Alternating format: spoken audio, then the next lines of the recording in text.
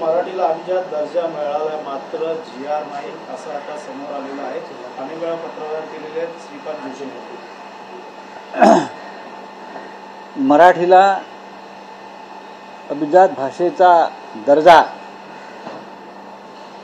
दिल्याची घोषणा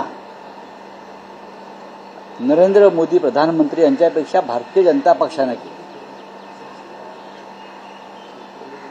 निवडणुकीच्या आधी विधानसभा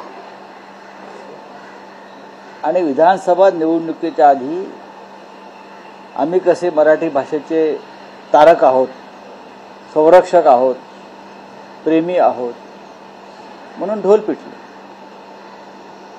मतांसाठी मराठी माणसाच्या. पण प्रत्यक्षात अजूनही त्या संदर्भातला सरकारी आदेश निघाला नाही, निघू शकला नाही.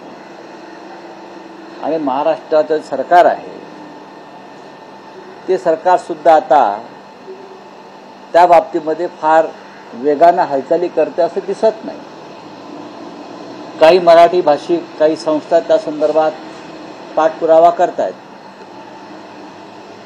पण ज्यांनी ही घोषणा केली दिल्लीतून, ट्विटरवर जाहीर केलं प्रधानमंत्र्यांनी, मग इथे राज्याचे मुख्यमंत्री, उपमुख्यमंत्री, त्यांचे मंत्री यांनी पेढे वाटले. पण प्रत्यक्षात अजून त्या प्रकारचा आदेश निघाला नाही. म्हणजे हा राजकीय जुमला होता का? हा राजकीय जुमला होता का? मराठी भाषेबरोबर अजून काही भाषांना हा दर्जा दिला होता. त्यातल्या काही भाषांच्या संदर्भात GR निघालाय. मग पाली असेल किंवा अन्य भाषा काही होत्या, त्यांचा GR निघाल्याची माझी माहिती आहे. त्यांनी पाहावं. पण अद्याप मराठी भाषेसंदर्भातला अध्यादेश अभिजात भाषा म्हणून देण्याची जी घोषणा केली त्या संदर्भात अजूनही एक प्रकारे नैराश्य. सर, यासोबत एका व्यंगचित्रकाराला नोटिसा येऊ लागलेल्या आहेत महाराष्ट्रात. कसं होतं? एका व्यंगचित्रकाराला नोटीस आल्या आणि आम्ही लिहित होतो, बोलत होतो म्हणून आम्हाला तुरुंगात टाकलं. एकच आहे ते. एक व्यंगचित्रकार जो सरकारवर काही व्यंगात्मक भाष्य करतो. या देशाला व्यंगचित्राची फार मोठी परंपरा आहे. मग शंकर असतील, RK लक्ष्मण असतील, हिंदुहृदय सम्राट बाळासाहेब ठाकरे यांनी त्या व्यंगचित्रातून एक साम्राज्य उभं केलं राजकारणात आणि समाजकारणात. शिवसेनेचा जन्मच मुळी व्यंगचित्रकलेतून झालेला आहे. तेव्हा हिटलरला सुद्धा आव्हान देणारा डेव्हिड लो होता. असे अनेक व्यंगचित्रकार आम्ही पाहिले. पण या देशामध्ये समाज माध्यमांवर, वृत्तपत्रामध्ये व्यंगचित्र सरकार विरुद्ध जे काढतायत त्यांना गुन्हेगार ठरवलं जात आहे. हे हिटलरच्या काळामध्ये होतं. हिटलरनं डेव्हिड लो हा व्यंगचित्रकार हिटलरच्या विरुद्ध व्यंगचित्र काढतोय टोकदार म्हणून त्याला जिंदा या मुर्दा पकडण्याचे आदेश त्याच्या सैन्याला दिले होते. आपल्या देशात यापेक्षा वेगळं काय घडतं असं मला या क्षणी दिसत नाही. भारतीय जनता पक्षाला अभिव्यक्ती स्वातंत्र्याची जर एवढी चिंता असेल तर त्यांनी जे व्यंगचित्रकार आहेत त्यांच्या संदर्भात एक भूमिका घ्यायला हवी. कोणाचं जळफाड झाली असेल त्याच्यामुळे अशी नोटीस बजावण्यास सुरुवात. नाही, हे नरेंद्र मोदींना कळत नाही का? हे सरकारला गळफडाचा प्रश्न काय? ही त्यांची वृत्तीच आहे. जे आमच्या विरुद्ध आहेत त्यांना तुरुंगात टाका किंवा त्यांच्यावर खोटे गुन्हे दाखल करा. सर, हिंदी में जाना चाहेंगे. छत्तीसगढ़ के एक पत्रकार की हत्या हुई है. ठेकेदारों का जो रोड है उसमें जो घोटाला हुआ है. मुकेश चंद्रकार पत्रकार है छत्तीसगढ़ में, उनकी हत्या हुई है. उस पत्रकार ने वहां का जो भ्रष्टाचार है, रोड कंस्ट्रक्शन हो या और कुछ हो, वो भ्रष्टाचार को उजागर किया था. कैसे रोड का जो बिल है वो कैसा बढ़ा चढ़ाकर करोड़ों रुपए अपने खाते में लाए हैं, उस बारे में उसने. लेकिन ये तो महाराष्ट्र में भी हो रहा है ना. महाराष्ट्र में क्या हो रहा है? मुकेश चंद्राकर की हत्या का मैं एक समांतर देखता हूं संतोष देशमुख की हत्या की तरफ। संतोष देशमुख की हत्या भी उसने अन्याय और भ्रष्टाचार के खिलाफ आवाज उठाई महाराष्ट्र में, इसलिए उसकी हत्या हो गई। वो आज भी जो आका है उसके आज भी मंत्री परिषद में बैठे हैं। और मुकेश चंद्राकर की हत्या इसी वजह से हुई कि भ्रष्टाचार के खिलाफ आवाज उठाई है और वहां बीजेपी की सरकार है। इसी तरह से झारखंड में रुपेश कुमार सिंह नाम का एक पत्रकार है जो जंगल में जो भ्रष्टाचार हो रहा है उसके खिलाफ आवाज उठाया। रुपेश कुमार सिंह ने वो 2 साल से 3 साल से जेल में उसको सड़ाया गया है। उसको क्या सेक्शन लगा कर उसको जेल में बंद कर दिया। ये पूरे देश में चल रहा है, झारखंड में चल रहा है, छत्तीसगढ़ में चल रहा है, महाराष्ट्र में चल रहा है, दिल्ली में चल रहा है। और ये लोग कहते कि यह लोकतंत्र है। ये कौन सा लोकतंत्र है?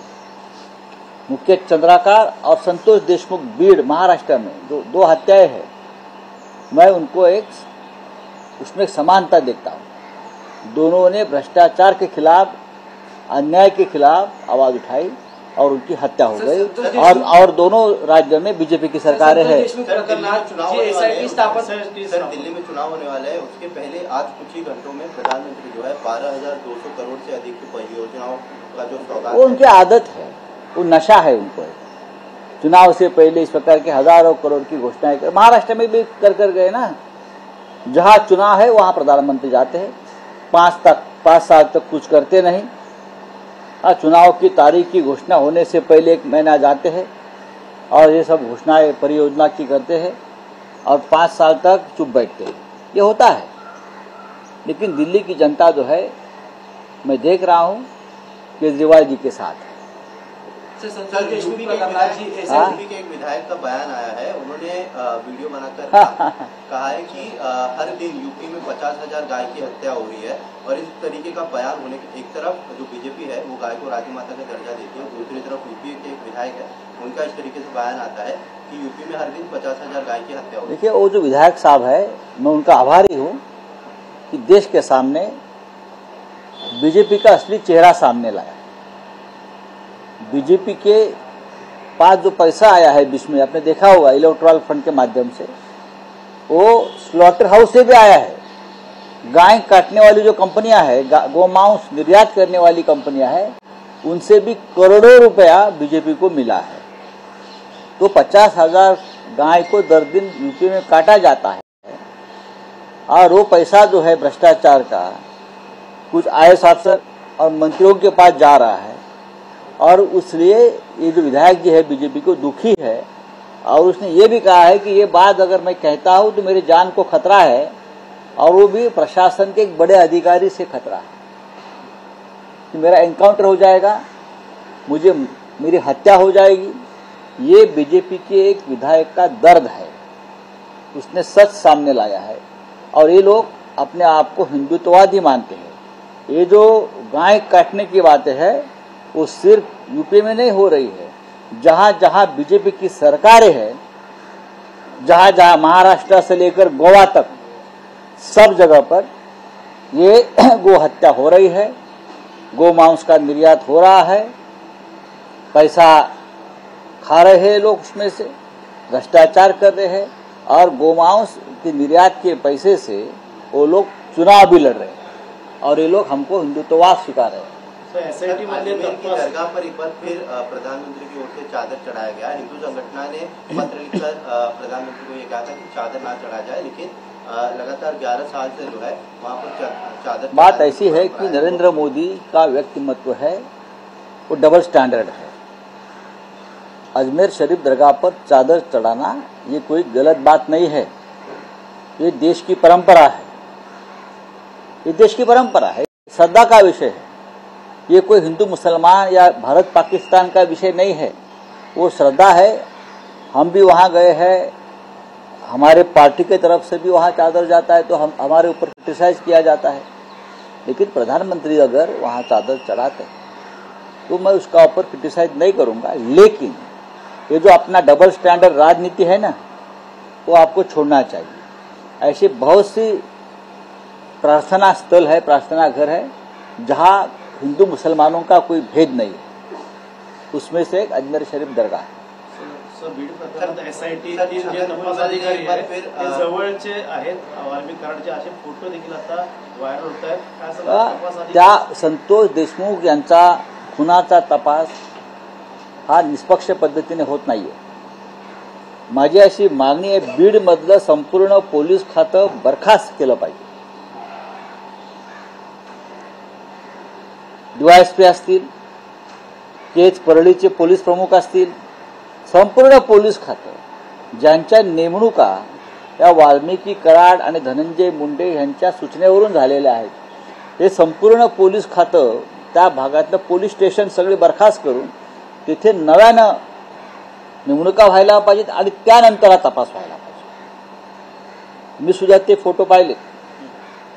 SIT मध्ये जो एक अधिकारी आहे तो मुख्य आरोपीच्या गळ्यात गळा घालून गुलालांना माखलेला आहे, एकत्र अशा मिठ्या मारतायत, एकत्र आहेत। हे निष्पक्षपातीपणे तपास करणं हे अवघड आहे अशा पद्धतीने। त्याच्यामुळे बीड परळीसह जे आजूबाजूला जिथे जिथे तपास सुरू आहे तिथल्या संपूर्ण पोलिसांचं, पोलीस अधिकाऱ्यांचं किंवा पोलीस स्थानकांचं सरळ तिथून त्यांना उचलायला पाहिजे, दुसऱ्या ठिकाणी न्यायला पाहिजे आणि तोपर्यंत तिकडे नवीन अधिकारी आणले पाहिजे। बीडला एक पोलीस प्रमुख नवीन आणलेले आहेत, कोणीतरी नवीन म्हणून, त्यांच्याविषयी मला काय म्हणायचं नाही, पण खाली सगळी जी उतरंड आहे ती सगळी ह्या लोकांनीच नेमलेली आहे। यांचेच कार्यकर्ते आहेत खाकीवर्तीमध्ये, ते काय तपास करणार? सर, राज्याची आर्थिक परिस्थिती बिकट आहे। एकंदरीत खरं 2 लाख कोटींची तूट जाणवली आहे। त्याच्यामुळे पुन्हा एकदा लाडकी बहीण योजना हा प्रश्न बघा, लाडकी बहीण योजना, या योजनेला आमचा विरोध नाही, पण मी कालच सांगितलं की आता जी काय तपासण्या सुरू आहेत, खरं काय खोटं काय, त्यातून ज्यांना पैसे गेलेले आहेत ते पैसे परत काढून घेऊ नका। आणि नेमकं आज मी काही प्रकरणं पाहिली की ज्या लाडक्या बहिणींना पैसे दिलेले आहेत त्यांच्या खात्यातून ते पैसे परत घ्यायचा कार्यक्रम सुरू झाला। ही अत्यंत गंभीर बाब आहे। निवडणुकीच्या आधी तुम्ही पैसे दिलेत मतांसाठी, त्यांची मतं घेतलीत बहिणींची, आणि आता तुमचं काम झाल्यावर त्या बहिणींच्या खात्यातून पैसे परत काढतात काही कारणानं, तेव्हा तुम्हाला कळलं नाही का पैसे देताना त्याच्यामध्ये काही त्रुटी आहेत, काही चुका आहेत, काही खोटी कागदपत्र आहेत, तेव्हा तुम्ही धडाधड पैसे दिले। राज्यामध्ये फार मोठी वित्तीय तूट आहे, राज्य आर्थिक संकटात आहे, हे आम्ही वारंवार सांगतो। या राज्यात विकासाच्या कामासाठी नव्हे तर सरकारी कर्मचाऱ्यांना पगार देण्यासाठी पैसे नाही, शिक्षकांना पगार देण्यासाठी पैसे नाही आहेत। अशा वेळेला तुम्ही या तिजोरीतून उधळपट्टी करत असाल तर ते पूर्णपणे चुकीचं आहे। रक्षाबंधन आणि भाऊबीज पण त्याच पैशातून झाली लाडक्या बहिणीची। नाही, काही करू शकतात। निवडणुका जिंकण्यासाठी त्याने जे हातखंडे वापरले ते आता हळूहळू उघड होतात। सर, भुजबळ ठाकरे पवार एकत्र यावं